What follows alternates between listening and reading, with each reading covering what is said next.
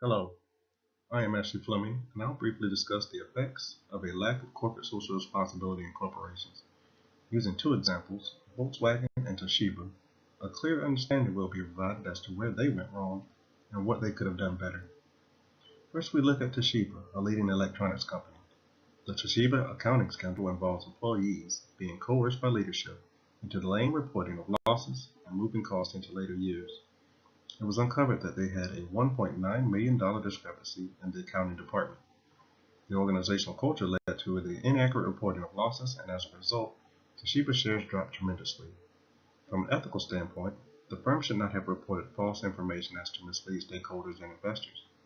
Additionally, creating a culture in which employees feel pressured to make poor decisions is detrimental to a business.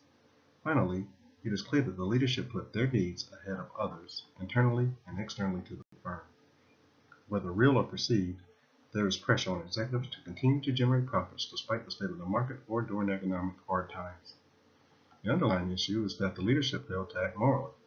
They lacked honesty, empathy, and respect for their subordinates. Clear emphasis was placed on making money over good ethical habits. A good strategic plan would have established an ethics committee that may have prevented this organization from going through the trouble of trying to be deceptive in their practices. Another example of CSR going wrong is Volkswagen. Volkswagen's Dieselgate scandal is a case in which leadership made people think that their cars were more emission-friendly than they actually were.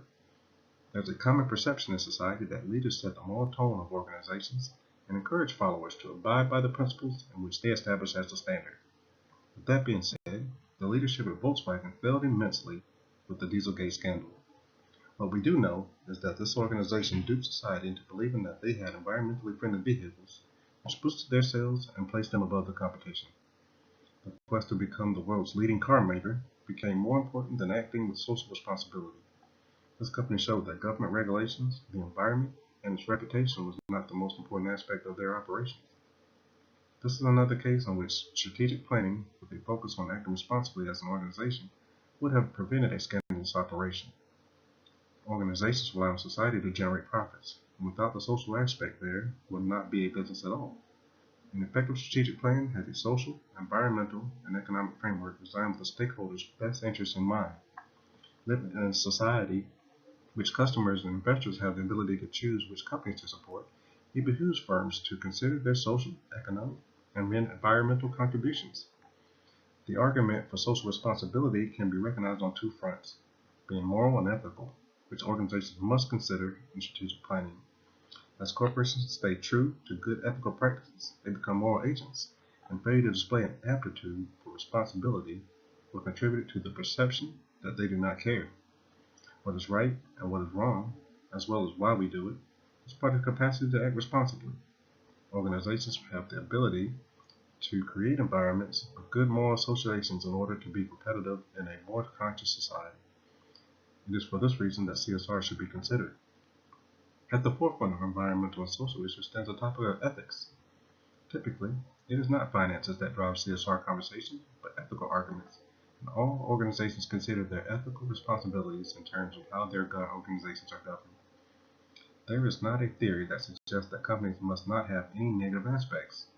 To imply that would mean that all organizations act irresponsibly in some manner. The challenge is to develop strategies to reduce the impact of the environment and provide society goods and services with a minimal impact. This is why it is important for CSR to be incorporated at the beginning of a strategy. So what can organizations do to embrace social responsibility? They can begin with keeping the stakeholders as a priority in their operations. Give employees good wages and give back to the community outside of the standard taxes. The undertones of having a CSR conscious organization is that it will benefit the people, stimulate the economy, spark innovations. This may cause companies to spend their profits, but in the same respect, it will be taking care of the society that contributed to them making profits in the first place. CSR is about people and the business. One will not exist without the other.